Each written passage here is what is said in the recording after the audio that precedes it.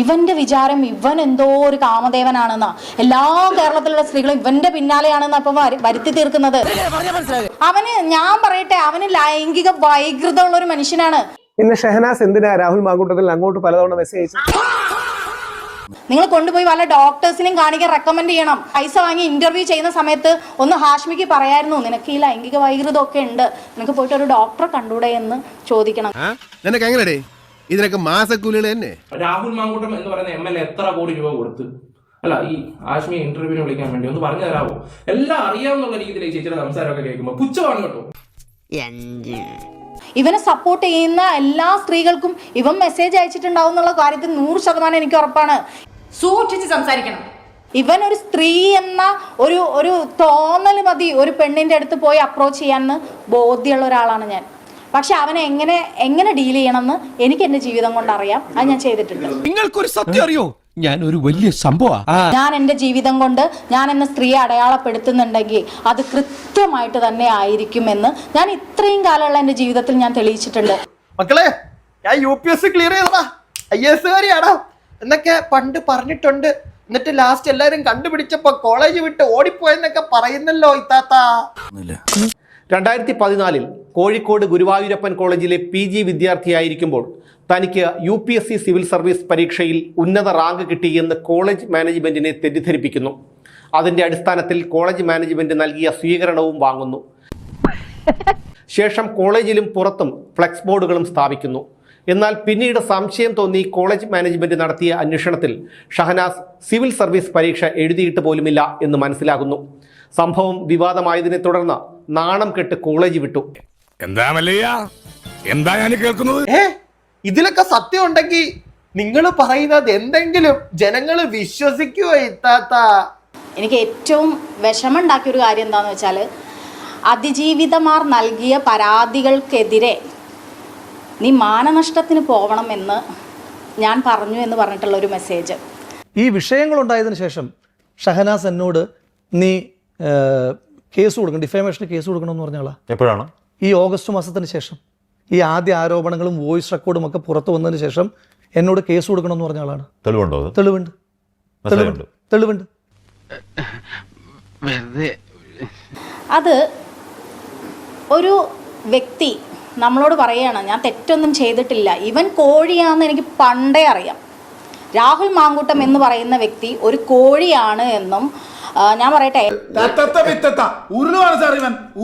പറയട്ടെ, ഹേമ കമ്മീഷൻ പോലെ ഒരു കമ്മീഷൻ കോൺഗ്രസിനകത്ത് വെച്ചാൽ കോൺഗ്രസിന്റെ നിരവധി യുവ തലമുറയിലുള്ള മഹിളാ കോൺഗ്രസിന്റെ സ്ത്രീകളായിട്ടുള്ള ആളുകളുടെ ഫോൺ വെപ്പിച്ച് രാഹുൽ മാങ്കൂട്ടത്തിന്റെയും ഫോൺ വെപ്പിച്ച് പരിശോധിച്ച് ഒരു കമ്മിറ്റി ഉണ്ടാക്കിയാൽ തികച്ചും വ്യക്തമായിട്ട് അറിയാൻ സാധിക്കും ഈ രാഹുൽ മാങ്കൂട്ടം എന്താണ്.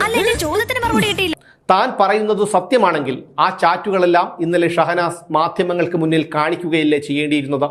അപ്പോൾ കാര്യങ്ങൾ പൊതുജനങ്ങൾക്ക് വ്യക്തമായി. എന്നെ സംശയിക്കരുത്. മഹിളാ കോൺഗ്രസിലെ കുറെ യുവതികൾക്ക് എന്തോ സംഭവിച്ചെന്നുള്ള രീതിയിൽ പറയാതെ പറയുന്ന കുറച്ച് കാര്യങ്ങളുണ്ട്. മഹിളാ കോൺഗ്രസിൽ പെടുന്ന എല്ലാ പെണ്ണുങ്ങൾക്കും ഒരു നാണക്കേട് വരുന്നൊരു കേസായിട്ടാണ് സത്യം പറഞ്ഞാൽ. അതല്ല ഉദ്ദേശം. കേസിനെ കുറിച്ച് അവന് പറയാൻ പറ്റില്ല, ഒരു അക്ഷരം പറയാൻ പറ്റില്ല, അവന്റെ വോയിസിനെ പറയാൻ പറ്റില്ല, അവൻ ഗർഭിണിയാക്കാന്ന് പറഞ്ഞ മെസ്സേജിനെ കുറിച്ച് അവൻ പറയാൻ പറ്റില്ല, ഒക്കെ അവൻ പറയുന്നുണ്ട്. പിന്നെ എന്തിനാണ് അവൻ ഇന്നലെ വന്നത്? തനിക്ക് നല്ല വിഷമമുണ്ടല്ലേ? പിന്നെ കാര്യമില്ലാന്നുള്ളൂ. ഈ കുറെ നാളായിട്ട് രാഹുൽ കോഴിയാണെന്ന് അറിയാമെന്നാണ് താങ്കൾ പറയുന്നത്. ഈ രാഹുൽ കോഴിയാണെന്ന് അറിയാമായിരുന്നിട്ടാണ് പിന്നീട് കാര്യങ്ങൾ നടക്കുന്നത്. ഈ അഭിനന്ദിച്ച് പോസ്റ്റ് ഇടുന്നതും ഫേസ്ബുക്കില്. അതെ, എനിക്ക് അതിനൊക്കെ ക്ലാരിറ്റി വേണമെങ്കിൽ എന്റെ മുന്നിൽ രാഹുൽ മാങ്കൂട്ടം ഇരിക്കണം. പിന്നെ എന്തിനാണ് വന്നത്? അവൻ പറഞ്ഞ കള്ളത്തരങ്ങൾക്ക്, അവൻ വളച്ചൊടിച്ച കാര്യങ്ങൾക്ക് എനിക്ക് നിങ്ങളെ മുന്നിൽ ഉത്തരം പറയാൻ പറ്റില്ല. പിന്നെ എന്തിനാണ് വന്നത്? ഷഹനാസ് പറയുന്നതിലെ പ്രശ്നം എന്ന് പറഞ്ഞാൽ ഷഹനാസ് പഞ്ച് ഡയലോഗ് പറയാൻ വേണ്ടി കുറച്ച് ഡയലോഗ് പറയുന്നതല്ലാതെ മെറിറ്റുള്ള അധികം കാര്യങ്ങൾ പറഞ്ഞിട്ടില്ല.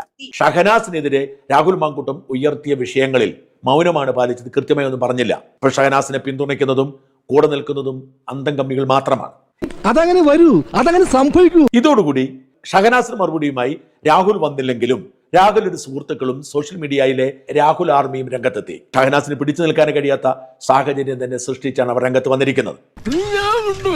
ഒരു പ്രശ്നം തീർക്കാൻ ഒരു വീട്ടിൽ പോയിട്ട് ആ പെണ്ണിനെ ഗർഭിണിയാക്കിയിട്ട് ഞാൻ നിന്നെ കെട്ടിക്കോളാം എന്ന് പറയുന്നതാണോ ഒരു MLA ധാർമ്മികത എന്ന് പറയുന്നത്? ബലമായിട്ടൊന്നുമല്ലല്ലോ രാഹുൽ മാങ്കൂട്ടൻ ഈ പറയുന്ന സ്ത്രീകളുമായിട്ട് ഓരോ കാര്യങ്ങൾ ചെയ്ത് കൂട്ടിയത്. അദ്ദേഹം ബലമായിട്ട് വല്ലതും ചെയ്തിട്ടാണോ? അല്ല, പരസ്പര സമ്മതത്തോടല്ലേ ചെയ്തത്. ഡയലോഗിയൊക്കെ കേട്ട് കഴിഞ്ഞാലോ? എനിക്ക് വ്യക്തിപരമായിട്ട് വിരോധമുള്ള ഒരാൾ തന്നെയാണ് രാഹുൽ മാങ്കൂട്ടം. പണ്ടേ വിരോധമുള്ള ഒരാൾ തന്നെയാണ്. അവനാ പറയുന്നത് എൻ്റെ ഏറ്റവും നല്ല സുഹൃത്തായിരുന്നു ഷഹനാസ് എന്ന്. അതിനൊന്നും ഇല്ലേ? എനിക്ക് അതിൽ വളരെ ചിരി. ഇടയ്ക്ക് വന്നിട്ട് ലിറ്ററേച്ചർ ഫെസ്റ്റിന് എൻ്റെ ഫേസ്ബുക്കിലുള്ള എൻ്റെ ഫോട്ടോ കാണുമ്പോൾ അവന് എന്തെങ്കിലും ഫീല് തോന്നുന്നുണ്ടെങ്കിൽ, അവൻ്റെ ലൈംഗിക വൈകൃതം കൊണ്ട് ഫീല് തോന്നിട്ട് എന്നോട് വന്ന് ലിറ്ററേച്ചർ ഫെസ്റ്റ് നടത്താൻ പറയുന്നത് അവൻ എൻ്റെ സുഹൃത്തായതുകൊണ്ടല്ല എന്ന് മനസ്സിലാക്കാനുള്ള ബുദ്ധിയും ബോധമൊക്കെ എനിക്കുണ്ട്. ഒരുപാട് പെൺകുട്ടികളുണ്ട് കരഞ്ഞിരിക്കുന്ന. ഇതിന്റെ പിന്നിൽ പരാതിയുമായിട്ട് വന്നിട്ടുള്ളത് 3 പെൺകുട്ടികളാണെങ്കിൽ അതിനപ്പുറം ഒരുപാട് പെൺകുട്ടികൾ ഇതിന്റെ പിന്നിലുണ്ട്. ആ സ്ത്രീകൾക്ക് പറയാനുണ്ടാവും. ഉണ്ടായിക്കോട്ടെ, പക്ഷെ ആ പറയാനുള്ളത് തെളിവ് സഹിതം പോലീസിൽ പരാതി കൊടുത്ത് ആണിനെ അധിക്ഷേപിക്കാനായി മുഖ്യമന്ത്രിക്കും മാധ്യമങ്ങൾക്കും അല്ല. അത് പോലീസ് സ്റ്റേഷനിലാണ് പരാതി കൊടുക്കേണ്ടത്. അതിനുശേഷം നിയമത്തിന്റെ നടപടി പോകണം. അങ്ങനെയൊന്നും അല്ലല്ലോ ഇവർ ചെയ്യുന്നത്. ഇവനെയൊക്കെ വള്ളിച്ചൂടിനടിക്കാൻ ഇവിടെ ആളില്ല. രാഹുൽ മാങ്കൂട്ടത്തിനേക്കാൾ മുമ്പ് ജനിച്ച അതിനേക്കാൾ അനുഭവ തീവ്രതയുള്ള MA ഷഹനാസിന് അറിയാം. അങ്ങനെയാണെങ്കിൽ ഷഹനാസിനെക്കാട്ടി മുമ്പേ ജനിച്ച ഞാനാണ്. ഷഹനാസിന്റെ ജീവിതത്തിലുള്ള അനുഭവങ്ങളെക്കാൾ കൂടുതൽ അനുഭവമുള്ള എനിക്കാണ്. നിങ്ങളെക്കാൾ അനുഭവ തീവ്രത ഉള്ളതും എനിക്കാണ്. അപ്പൊ അതുകൊണ്ട് പ്രായവും കാര്യങ്ങളും പറയുന്നതിന് യാതൊരു അർത്ഥവുമില്ല. നീ കൂടുതൽ വിശദീകരിച്ച് നാറാൻ നിൽക്കണ്ട. അവൻ എന്നെ എന്ത് ചെയ്യാൻ പറ്റും? എന്ത് ചെയ്യുന്ന ആരാ പറഞ്ഞിരിക്കുന്നത്? ഈ സ്വയം രക്തസാക്ഷി പരിവേഷം എടുത്ത് അണിയരുതേ, സ്വയം ഇരയായിട്ട് ചിത്രീകരിക്കരുതേ. ഞാൻ റെഡിയാണ്. ഏത് രീതിയിലുള്ള അവന്റെ സൈബർ കമ്മികളുടെ പറഞ്ഞു വന്നപ്പോ സൈബർ കമ്മികളുടേതായി പോയി. അതായത് എന്നിട്ട് കൊങ്ങികളുടെ അതായത് ഏതെങ്കിലും ഒരു നല്ല കോൺഗ്രസ്സുകാരി കൊങ്ങിന്ന് വിളിക്കൂ? കോൺഗ്രസ് പാർട്ടിക്കാരെ തന്നെ കൊങ്ങിന്ന് വിളിക്കൂ? ഇവിടെ പറയാതെ അതിജീവിച്ചു വന്ന ഒരുപാട് സ്ത്രീകളുണ്ട്. ഞാൻ രാഹുൽ മാങ്കൂട്ടത്തിന്റെ രീതിയിൽ എന്താണ് ഷഹനാസ് അവർ അതിജീവിച്ചത്? പീഡനം നടന്നില്ല എന്ന് കോടതി വിധിന്യായത്തിൽ എഴുതി വെച്ചിട്ടില്ലേ? പിന്നെ എന്ത് അതിജീവിച്ചു എന്നാ ഷഹനാസ് പറയുന്നത്? കുറച്ചുകൂടെ സ്റ്റാൻഡേർഡ് ആരോപണങ്ങളുമായി ഷഹനാസ് വരണം. ഈ ആരോപണങ്ങളിൽ മെറിറ്റ് ഇല്ല. അത് രാഹുലിനെ സപ്പോർട്ട് ചെയ്യുന്ന വ്യക്തി ആയതുകൊണ്ട് മാത്രമല്ല, ഷഹനാസ് പറയുന്നതിൽ കോണ്ടന്റ് ഇല്ല എന്നുള്ളത് വളരെ വിഷമകരമായ ഒരു തിരിച്ചറിവാണ്. ഷഹനാസ് അത് തിരിച്ചറിയണം. നിങ്ങൾക്കറിയാം, ഞാൻ പറഞ്ഞിട്ടുള്ളത്, ഞാൻ പ്രതികരിച്ചിട്ടുള്ളത് കേരളത്തിലെ കോൺഗ്രസ് എന്ന് പറയുന്ന രാഷ്ട്രീയത്തിൽ ഏറ്റവും പ്രാധാന്യമായി നിൽക്കുന്ന യുവ നേതാക്കൾക്കെതിരെയാണ്. എനിക്ക് നഷ്ടപ്പെടും എന്നുറപ്പിച്ചിട്ട് തന്നെ പറഞ്ഞ ആളാണ്. അങ്ങനെ എന്തെങ്കിലും നഷ്ടപ്പെടുന്നതിനെ പേടിച്ച് ജീവിക്കുന്ന ഒരാളല്ല ഞാൻ. ഒന്നും പറയുന്നില്ല, വളരെ ബുദ്ധിപൂർവ്വം CPM-ലേക്ക് ഒരു പാലം തുറന്നിടുകയാണ്. മനസ്സിലായി? ഇനിയിപ്പോ രാഹുൽ മാങ്കൂട്ടം എവിടെയാണ് അവൻ മത്സരിക്കുന്നുണ്ടെങ്കിൽ പോലും അവിടെ പോയിട്ട് പോലും ഞാൻ ഓരോ സ്ത്രീയെയും കണ്ട് സംസാരിക്കും എന്നുള്ളത് എന്റെ വെല്ലുവിളിയാണ്. ഷഹനാസ് ചെയ്യുന്നതിന് ഒരു ഇമ്പാക്റ്റും ഇല്ല. ശ്രീ ഷഹനാസ് എന്ന വ്യക്തിയെ കേരള സമൂഹം അറിയുന്ന ഇങ്ങനെ 1-2 വിവാദങ്ങൾ മാത്രമാണ്. അല്ല, സ്വന്തമായിട്ട് എന്തെങ്കിലും മീനിങ് കോൺട്രിബ്യൂട്ട് ചെയ്തിട്ടല്ല എന്ന് മനസ്സിലാക്കണം.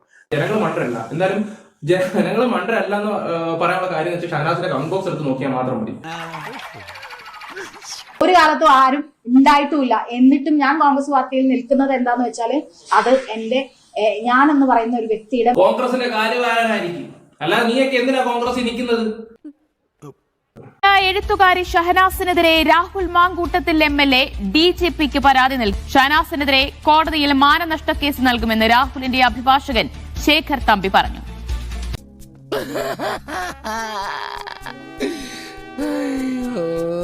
മാനനഷ്ടത്തിനുള്ള കാര്യങ്ങളൊക്കെ അങ്ങ് തീരുമാനമായിട്ടുണ്ട്.